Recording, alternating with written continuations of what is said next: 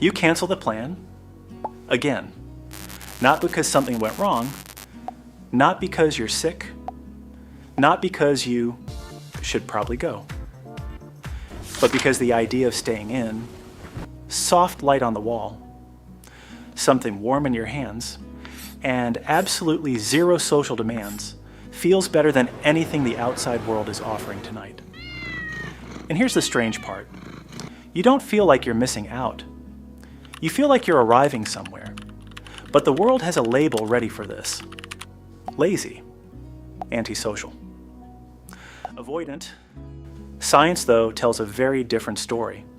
And it starts with something most people never hear about. Your brain isn't designed for constant stimulation. It runs on rhythms, not chaos. Not off. Just breathable.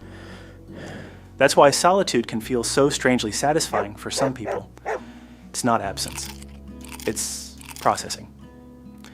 But there's another layer most people never connect to this feeling. Some researchers have described something called a loneliness.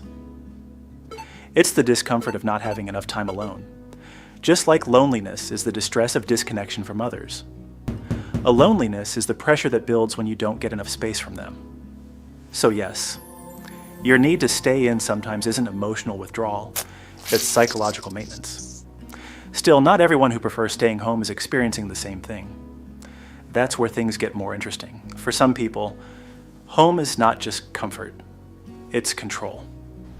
Outside, everything is unpredictable, conversations you didn't choose, noise you didn't ask for, social timing that never quite matches your internal rhythm. But at home, you decide everything. Light levels, sound, movement, silence, even the pace of your thoughts. For highly sensitive nervous systems, that control isn't a preference, it's regulation.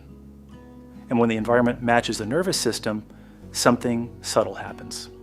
The body stops bracing. That's often mistaken for laziness.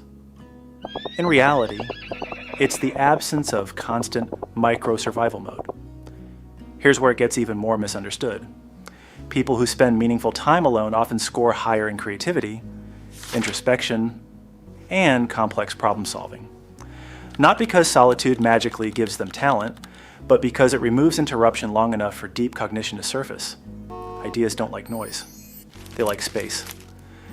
That late night thought spiral you have while everyone else is out somewhere, that's not emptiness. That's synthesis, happening in real time.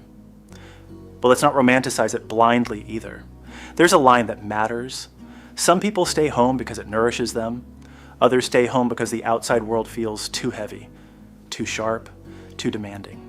Anxiety, burnout, emotional exhaustion. All of these can wear the same mask from the outside. Same behavior, completely different cause. So the real question is never, do you like staying home? It's, what does staying home do to you? Does it expand you or shrink your world? Because when it's healthy, solitude doesn't isolate you from life. It refines your relationship with it. You come back to people more intentional, less reactive, more present. You don't socialize from emptiness, you socialize from choice. And that changes everything. There's also an evolutionary twist most people overlook. For most of human history, being alone wasn't neutral. It was risky. Safety came from groups. So the brain still carries that ancient bias, alone equals alert. Even when you're perfectly safe on a couch with snacks and Wi-Fi, part of the nervous system still whispers an outdated warning. That's why some people look at someone happily alone and assume something is wrong. It's not logic, it's inherited memory.